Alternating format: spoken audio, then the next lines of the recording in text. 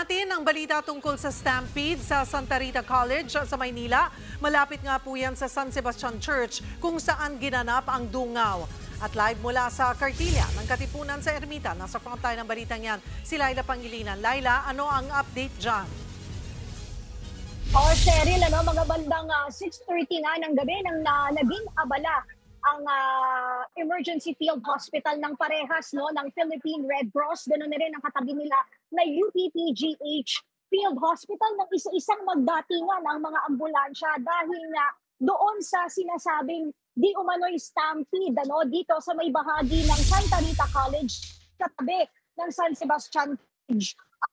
May sa nakausap dito, nakaanap ng isang isinugo dito at ang kwento niya, ang nangyari daw, dahil malapit sila sa Andas, meron daw sa kanilang lalaki na bigla na lang silang itinulak ng malakas. So kung nagkasaliyahan, para daw silang mga domino, isa-isa silang naglaglagan, kaya naman nagkaroon ng tinatawag na crowd crash. And mga ipinasok din dito na nadaganan.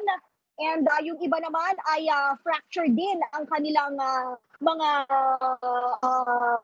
body parts. Kaya kailangan din silang i-transfer sa hospital para mas mabigyan ng kaagarang lunas ang kanilang mga idinadaing. Pero ito, Cheryl, tingnan mo lang, kanina kasi tigala-galawa lang ng mga pasyente ang dinadala, pero nakita mo ngayon medyo lumobo na rin yung mga numbers ng mga patients na tinatransfer ngayon ng Philippine Red Cross dahil nga doon sa nangyaring crowd crash na tinatawag. At sa may bandang bahagi na to, papasilip ko lang sa inyo, ito yung ambulansya, pero hindi tayo masyadong lalapit.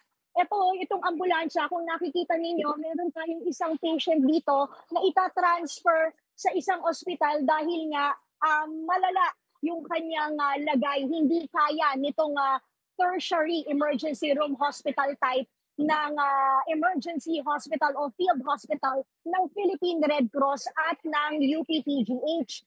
Ang sinasabi ko sa inyong mga dinala dito, 5 sila, pero meron pang iba dito sa kabilang katabi na field hospital ng UPPGH. Yun nga lang, hindi kasi tayo makapasok doon, kaya dito na lang tayo sa may bahaging ito. Kung nakikita ninyo, marami ring dalawa yung ambulansya dito at mga dito transfer na yung ating mga pasyente na